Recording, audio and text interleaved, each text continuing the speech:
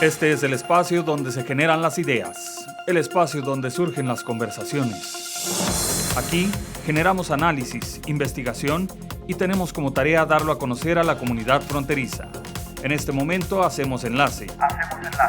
Enlace Universitario, una producción de Radio UACJ de la Universidad Autónoma de Ciudad Juárez. Enlázate. Día Internacional de la Lengua Materna. El Día Internacional de la Lengua Materna se celebra cada 21 de febrero.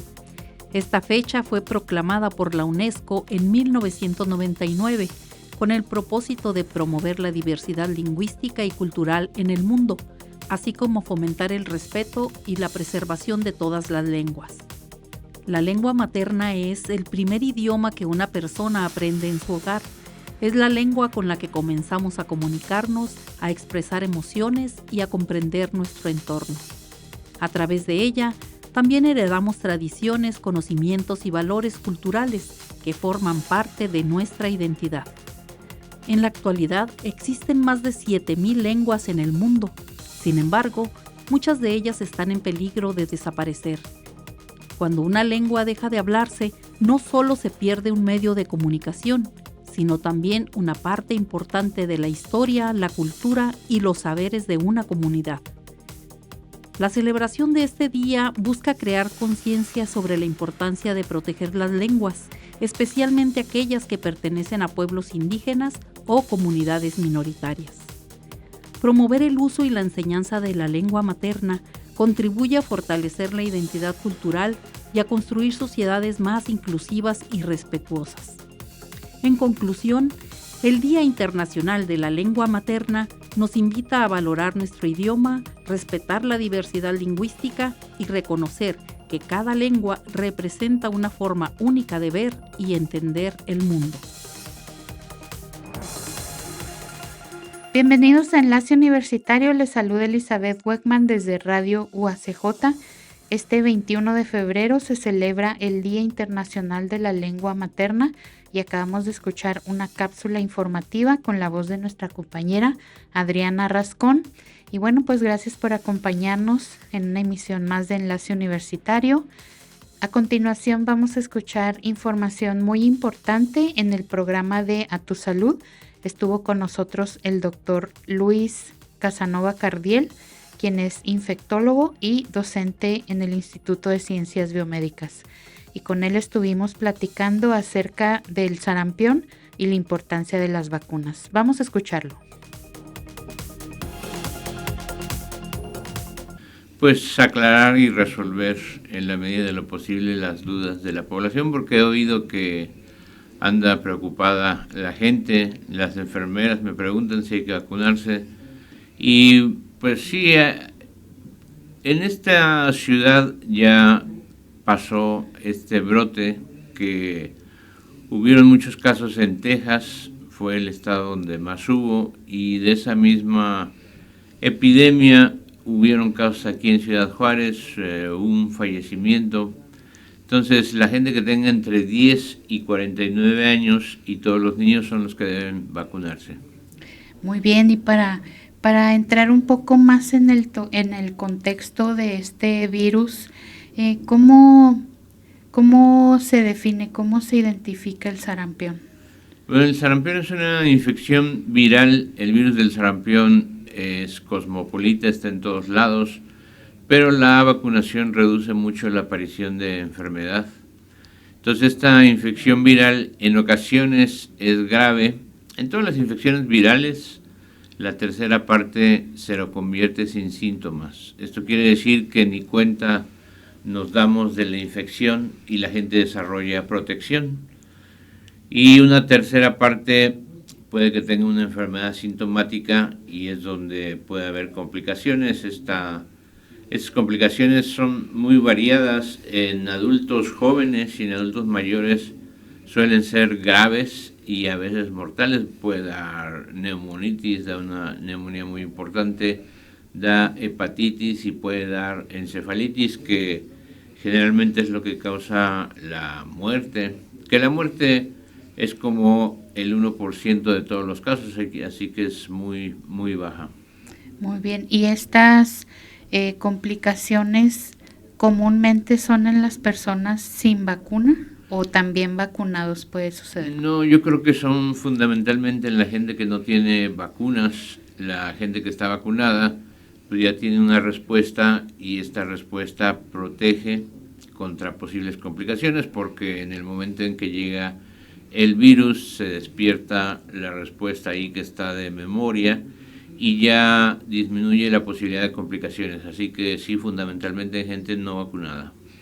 ¿Y cómo sería la aparición del virus en una persona ya vacunada?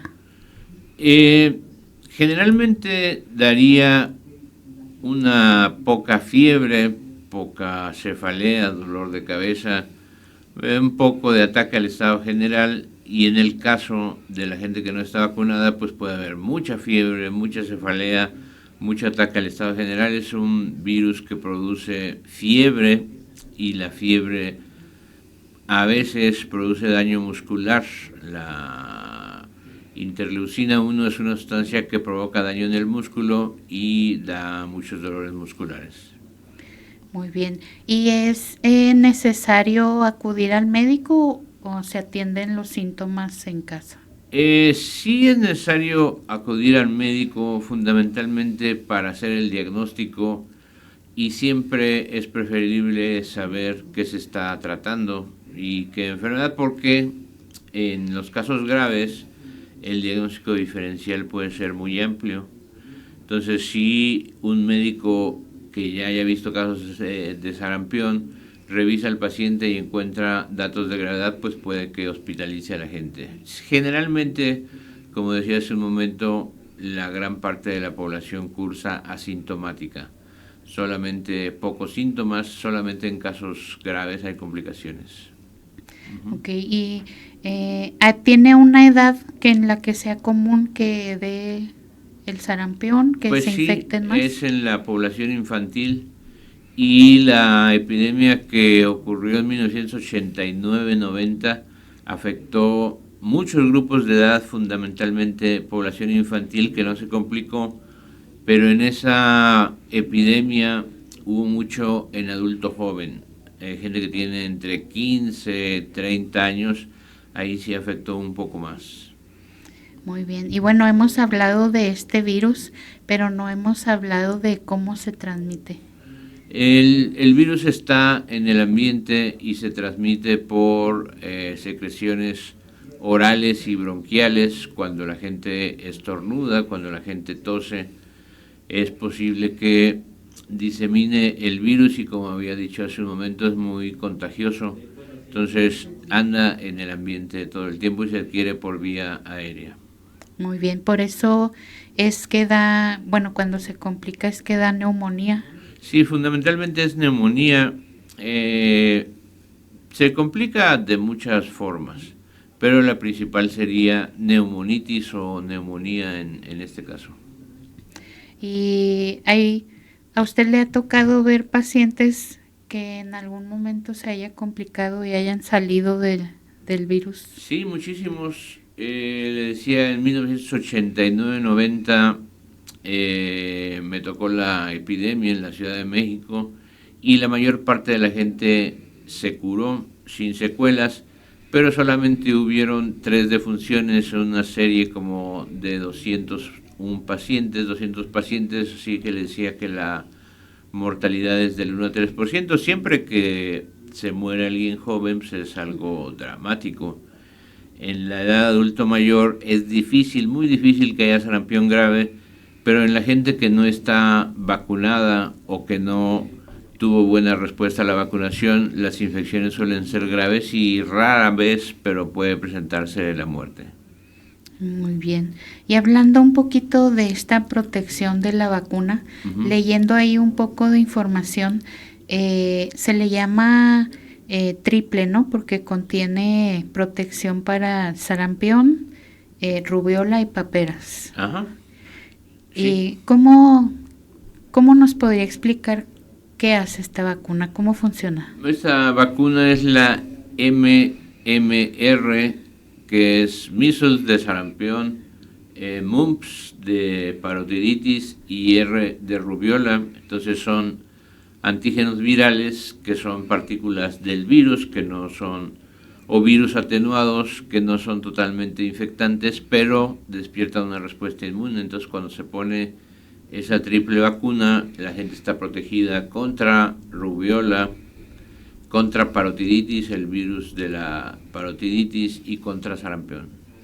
¿Y qué tan comunes son estos otros virus, el de las paperas? Las paperas sí es relativamente común. También me ha tocado ver casos. Hay ocasiones en que la gente tiene encefalitis. Lo más característico es que se afectan las glándulas salivales, las parótidas, y hay una hipertrofia parotidia. La gente le crece mucho las parótidas y suele levantar un poco el lóbulo de la oreja. Así se presenta la parotiditis. En hombres da orquitis, y me ha tocado ver casos de encefalitis por parotiditis, pacientes adultos. Entonces, el diagnóstico diferencial de la gente que tiene encefalitis es muy amplio e incluye este virus de la parotiditis.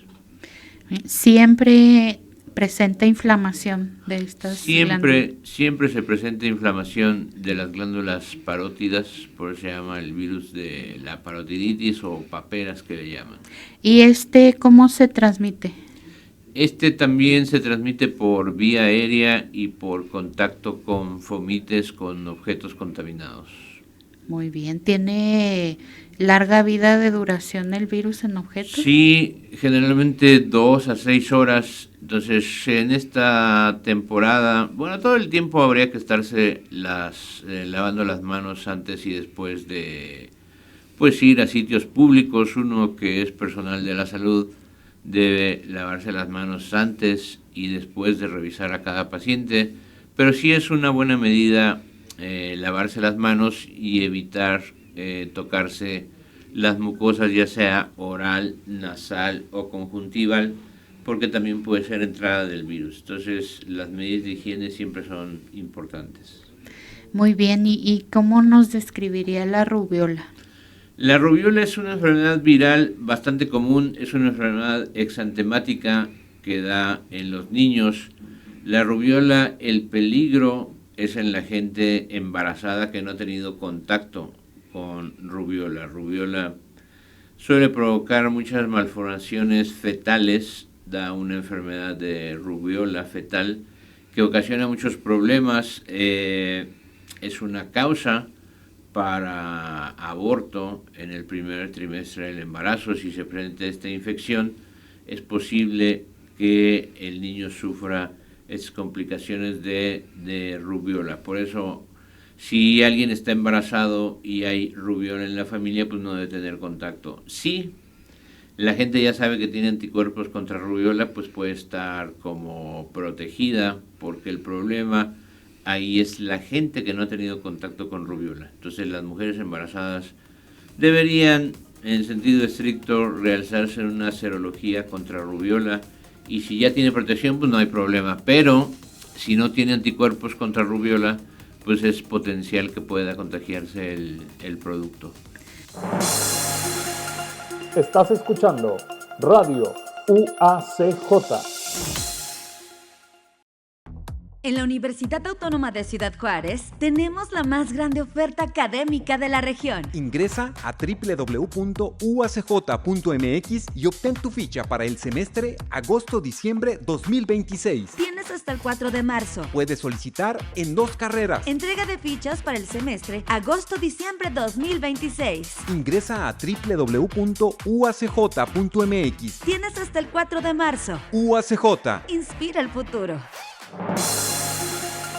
Ya estás enlazado. Continúa con nosotros. Regresamos a Enlace Universitario desde Radio UACJ en la Universidad Autónoma de Ciudad Juárez. Recuerda seguirnos en Facebook, YouTube, X, TikTok, Instagram y Spotify. Enlace Universitario. Enlázate. Continuamos aquí en Enlace Universitario. Vamos a seguir escuchando al doctor Luis Casanova Cardiel, infectólogo y docente en el Instituto de Ciencias Biomédicas. Y estamos hablando sobre el sarampión y la importancia de las vacunas. Hablando más sobre la vacuna, ¿hay características para quién se puede vacunar y quién no? Pues principalmente es la edad. Los niños tienen que vacunarse. La vacuna triple se pone al año y al año y medio, pero ahorita en estas situaciones de brote se aconseja que la gente que no tenga el refuerzo se lo ponga inmediatamente, y las personas que tienen entre 10 y 49 años, si quieren protegerse, pues sí podrían ponerse la vacuna. La vacuna solamente está contraindicada en pacientes embarazadas. Ellas no se pueden vacunar contra el virus de sarampión porque puede traer complicaciones. Muy bien, y se ha hablado tanta desinformación sobre las vacunas que la gente ha llegado a pensar que son malas. ¿Qué nos puede hablar al respecto? Hay una corriente grande de gente antivacunas, como moda, porque es una paradoja de la información. La información ahorita está disponible para toda la gente, solamente el que no quiere informarse pues no lo hace.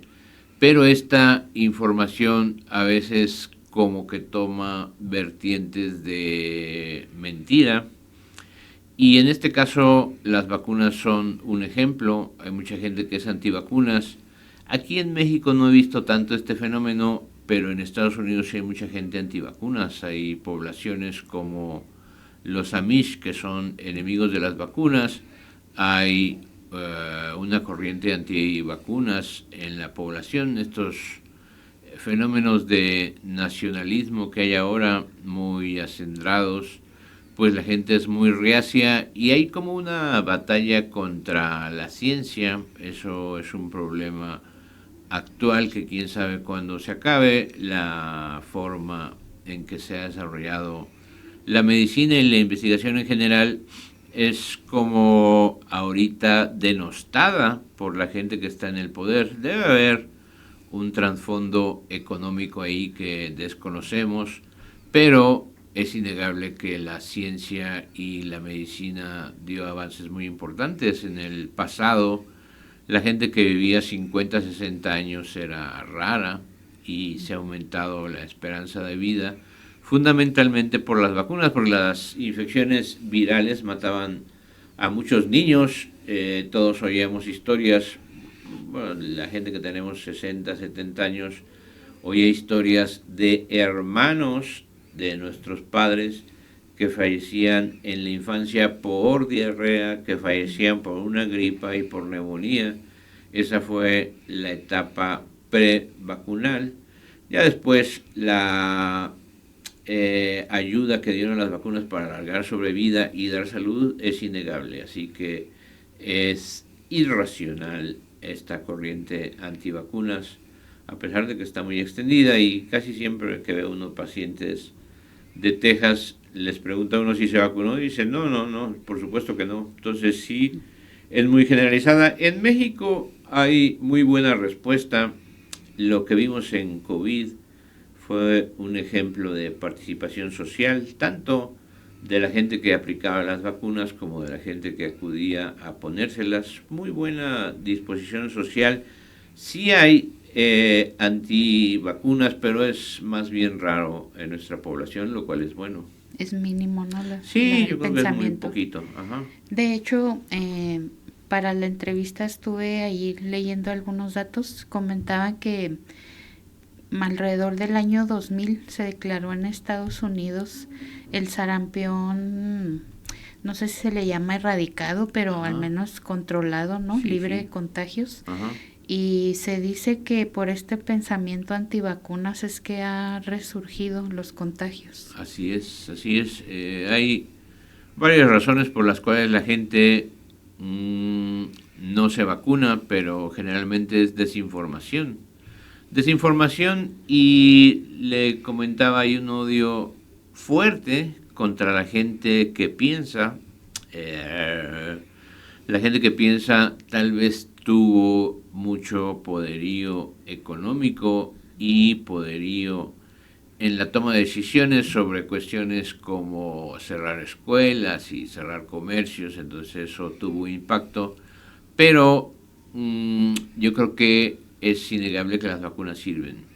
Siempre hay que decirlo, que la gente que sea antivacunas pues no tiene sustento. Ahorita hay un problema en Estados Unidos porque la mayoría de vacunas se han puesto como elegibles si la gente quiere vacunarse o no, y también hay una corriente de gente que reclama que toda la población debería vacunarse, porque cuando alguien no se vacuna, pues es un vector para diseminar el virus. ¿Y cuáles consideraría que serían las vacunas así principales que debería de tener la gente?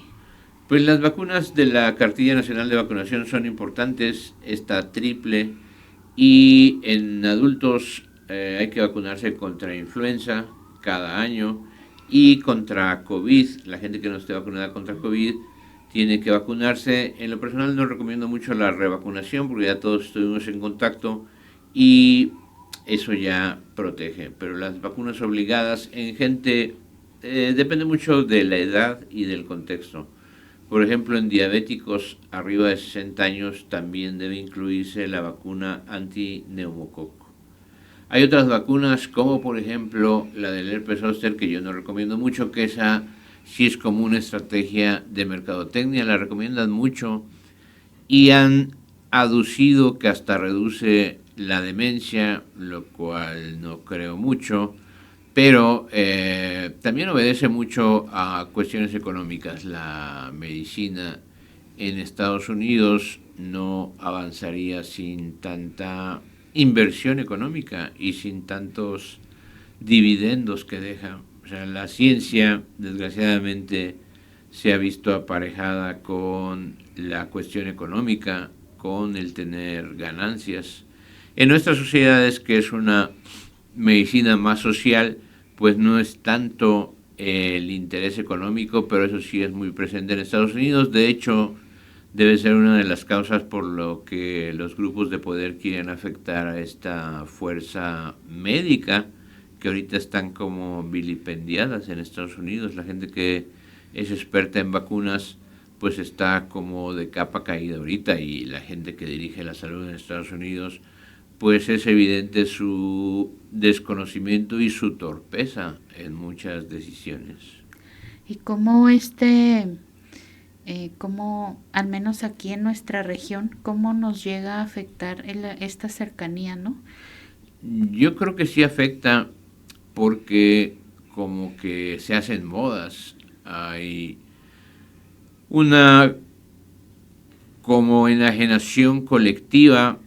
Y la gente puede que por imitación, pues ya ve que toda la gente aquí ve el supertazón, que es un deporte que es gringo, y hay gente que es aficionada a las carreras porque pues hay muchas en Estados Unidos, carreras de autos, y bueno, hay gente que estará viendo ahorita los Juegos de Invierno cuando aquí no hay nieve más que las de la Michoacana, pero podría contagiarse este sentimiento antivacunas, ojalá y no, pero sí me ha tocado ver gente latina en Estados Unidos que tiene ese pensamiento erróneo antivacunas. Entonces, sí afecta porque aquí la comunicación diaria es una constante. Entonces, pues si la gente no se vacuna y trae el virus, pues puede prenderse una enfermedad. Y hablando aquí también de la región, muchas veces se piensa que las vacunas de allá, de Estados Unidos, son mejor y la gente va a vacunarse allá. ¿Hay algún estándar? No creo que sean mejores. Yo creo que el control de calidad en las vacunas es muy fuerte e importante. Entonces, la gente que se vacune aquí puede tener garantía de que es una buena vacuna. En Estados Unidos son buenas las vacunas, pero no por vacunarse allá la gente está mejor protegida, y pues sí hay disponibilidad de vacunas.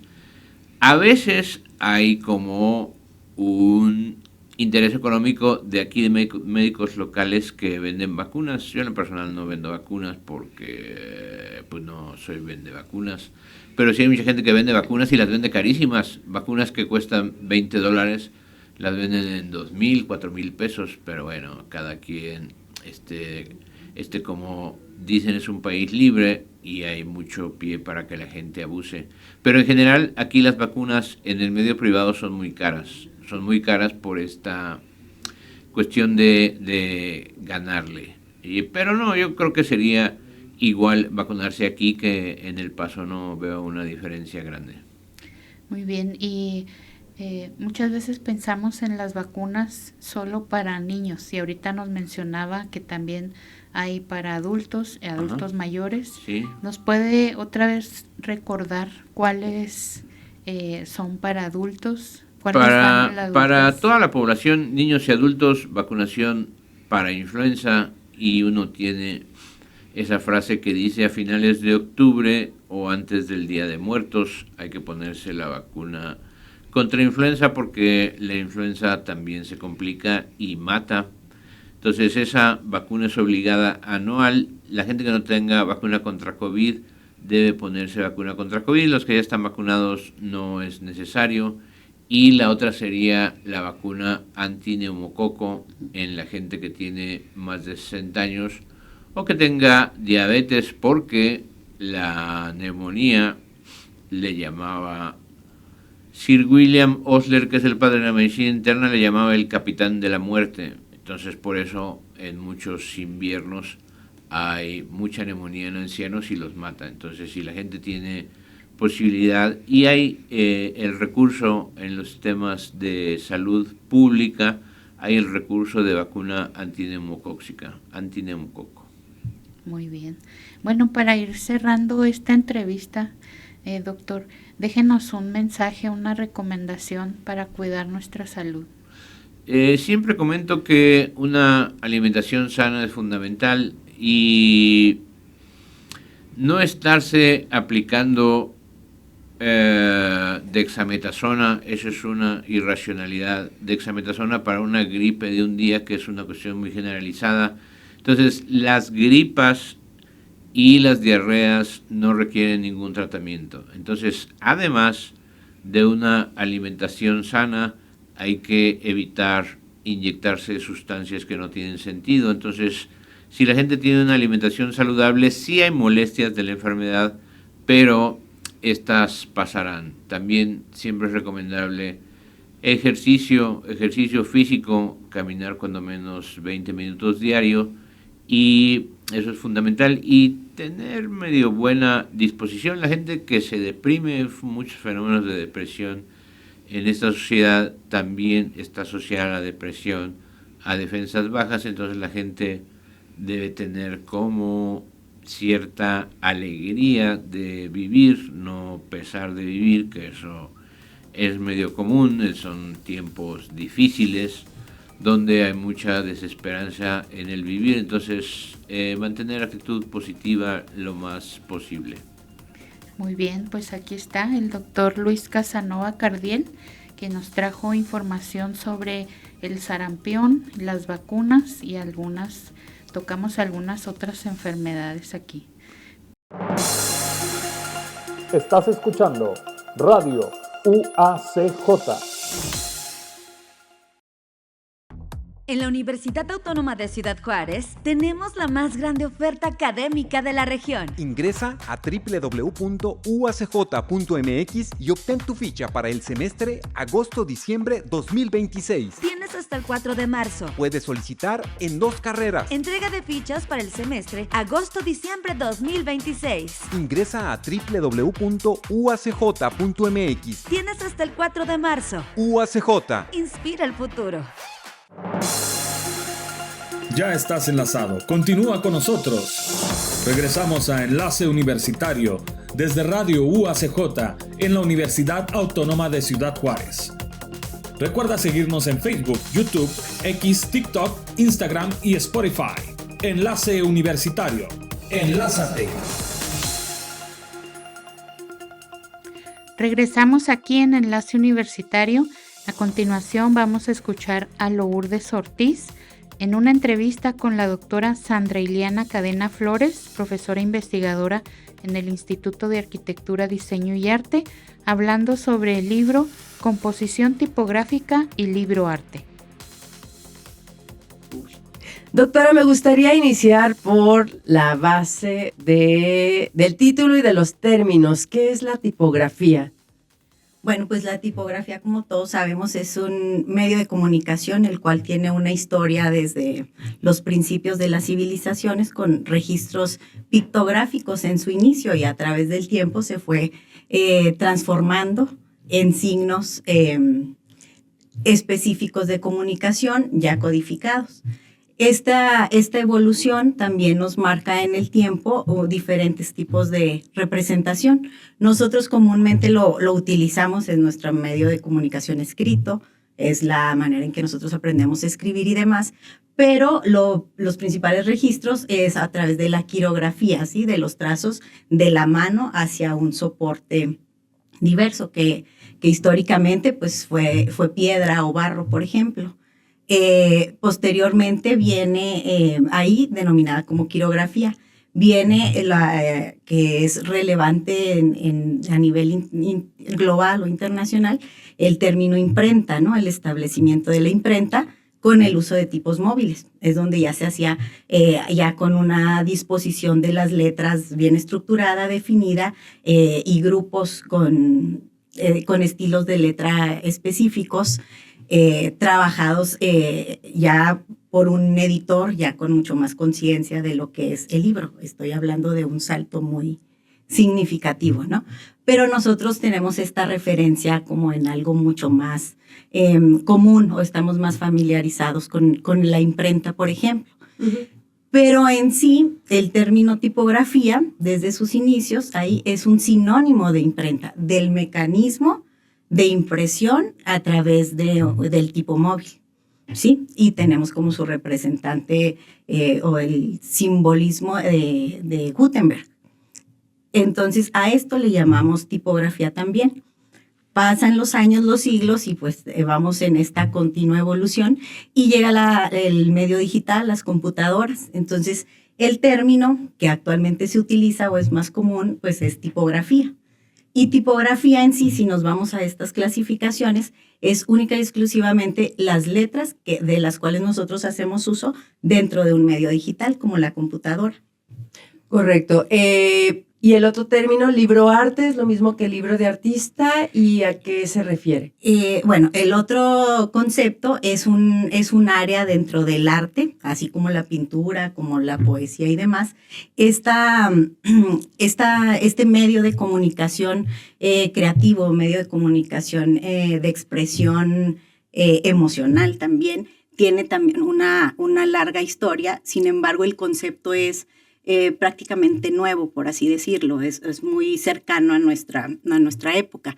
El libro arte originalmente fue denominado como libro de artista, ¿sí? Uh-huh. Esto inicia en una construcción que se fue suscitando en el siglo XIX, después o en este periodo de la Revolución Industrial.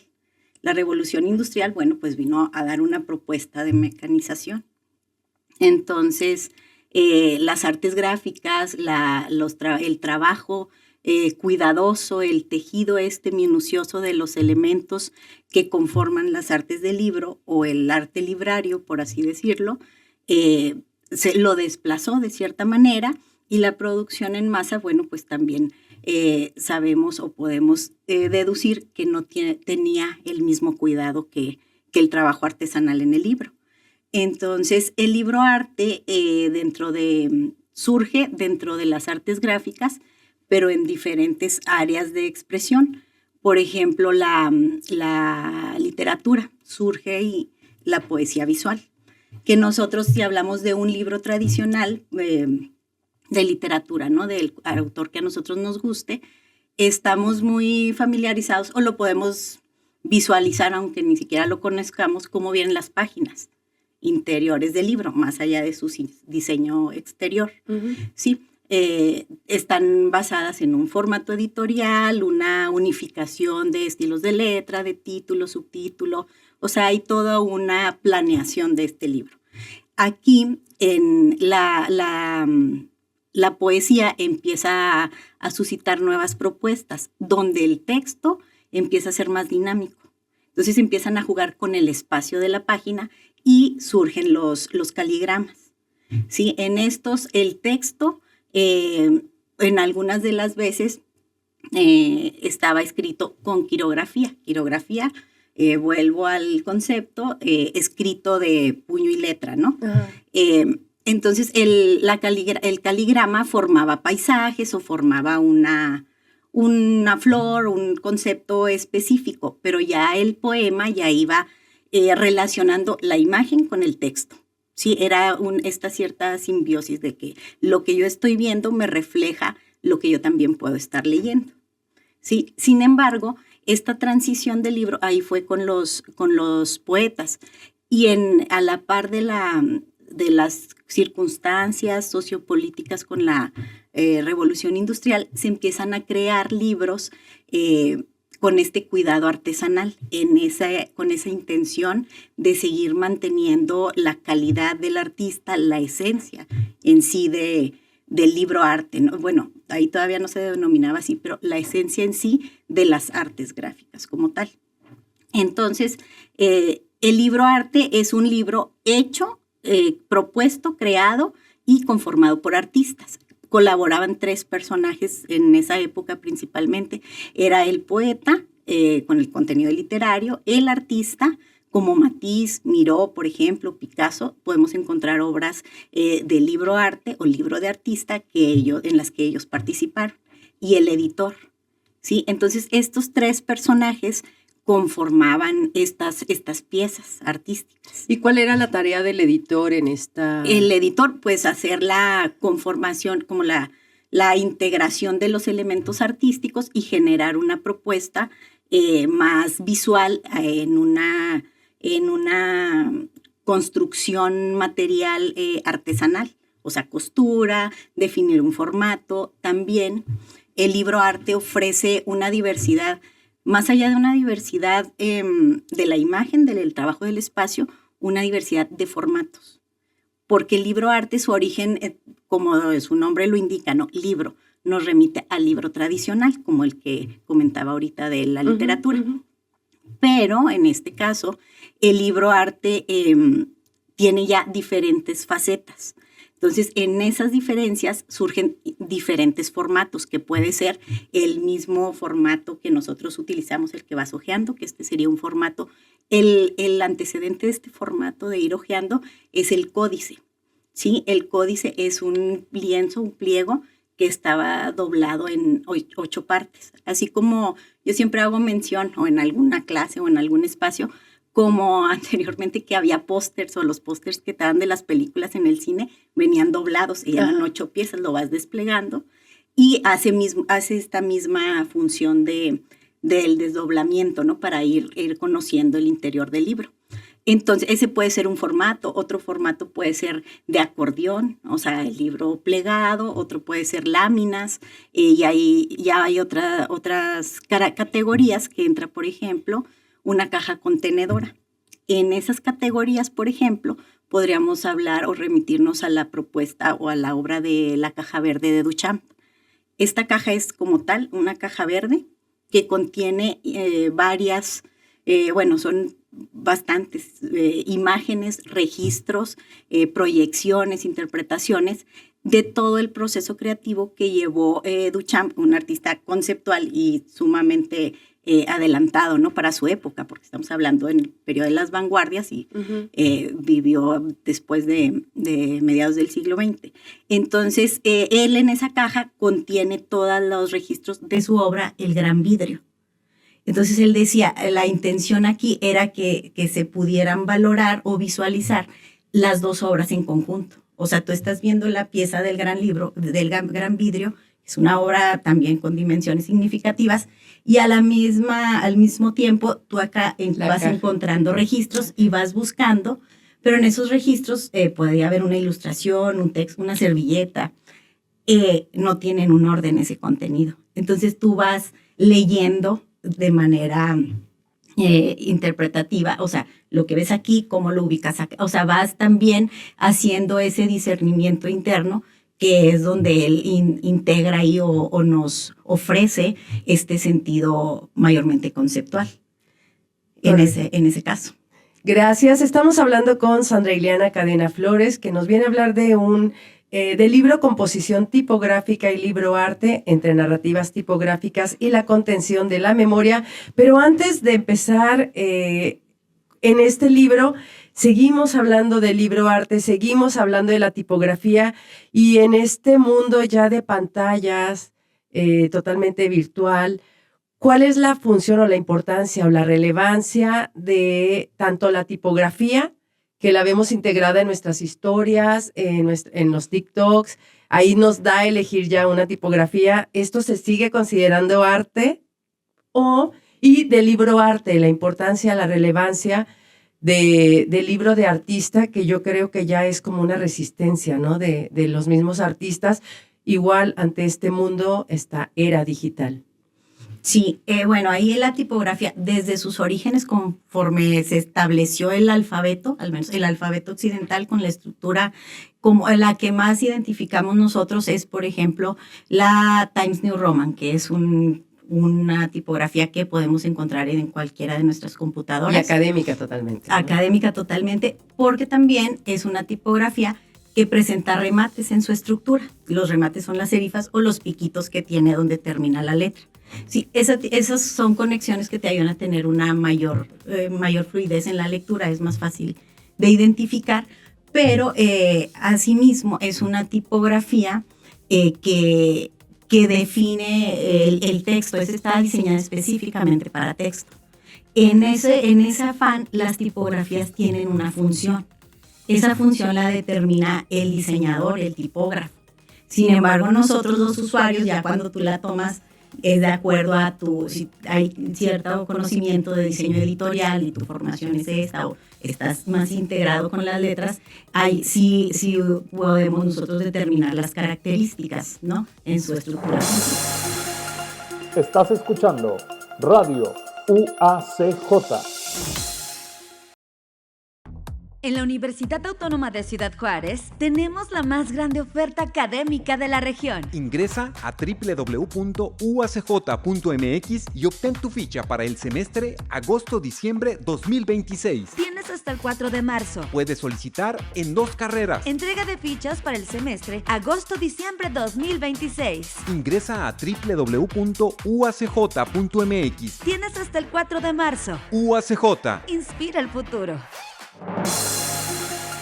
Ya estás enlazado. Continúa con nosotros. Regresamos a Enlace Universitario desde Radio UACJ en la Universidad Autónoma de Ciudad Juárez.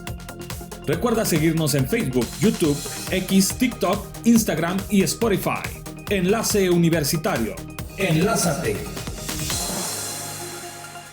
Continuamos escuchando una entrevista en el programa Capítulo Libre con Lourdes Ortiz y la doctora Sandra Ileana Cadena Flores, hablando sobre el libro Composición Tipográfica y Libro Arte. Pero, por lo regular, una letra nosotros nos familiarizamos con ella por un gusto, ¿sí? Porque es la que más nos agrada, es la que consideramos en otras ocasiones también voy a escoger esta tipografía o este estilo de letra por el contenido que voy a manejar, o una tarea, un trabajo, algo que tú quieras crear, lo haces con algo que te identifica. Uh-huh. ¿Sí? La tipografía se utiliza también para reforzar los contenidos comunicativos. Entonces, en la estructura de la propia letra, más allá de que funge como un signo de comunicación textual, ¿sí?, alfanumérico, también la letra en sí, en el cuerpo, la forma, ahí va, desde el diseño va integrado un concepto. ¿Sí? En la letra nosotros podemos transmitir una temática histórica, una temática comercial, una temática deportiva. El concepto tú lo trabajas y como diseñador o creativo identificas los elementos de ese concepto. Por ejemplo, en el fútbol, en alguna ocasión, el equipo América de fútbol crearon toda la identidad gráfica y se creó una tipografía específicamente para ellos. Entonces, eran tipografías un tanto cuadradas, gruesas en su estructura. Por ejemplo, en la O, la parte interna de la O, que se denomina como blanco interno, en esa parte, en lugar de ser una O ovalada, cuadrada y con las esquinas redondeadas, 3 esquinas estaban redondeadas y una simulaba el pico del águila. ¿Sí? Entonces tú conceptualmente como creativo vas tomando detalles, elementos que sean significativos y representen lo que quieres transmitir visualmente. Muchas veces no hay esa, o sea, la podemos consumir libre e indistintamente, pero se crean bajo ese concepto. Y hay otras que se crean bajo el concepto de funcionalidad únicamente y que sean útiles para el fin para el cual se van a utilizar. Entonces, en sí, eso es la tipografía. Y en conjunto con el libroarte, esa misma posibilidad de temáticas que podemos nosotros implementar como creativos van de la mano. Entonces, son 2 áreas muy cálidas, son 2 áreas de construcción libre, son 2 áreas de mucha expresividad. Entonces, cuando estas convergen en un solo elemento, hay infinidad de interpretaciones que el lector, el usuario, puede dar, ¿sí? El libroarte no se lee en un orden específico, su lectura es visual.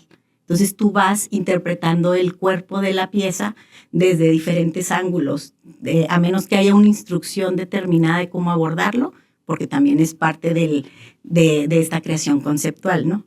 Pero tú lo analizas, lo valoras de acuerdo a lo que tú ves ahí, la temática que te ofrece el artista, y también es mucho tu bagaje, tu interpretación y tu estado emocional en ese momento.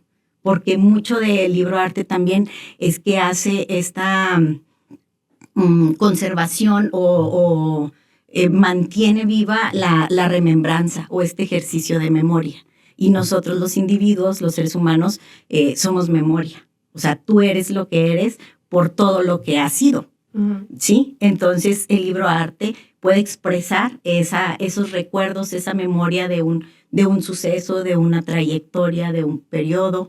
Y ya si nos vamos a la cuestión cotidiana, en todas nuestras casas existe una de esas categorías, que es el libroarte o el libro memoria.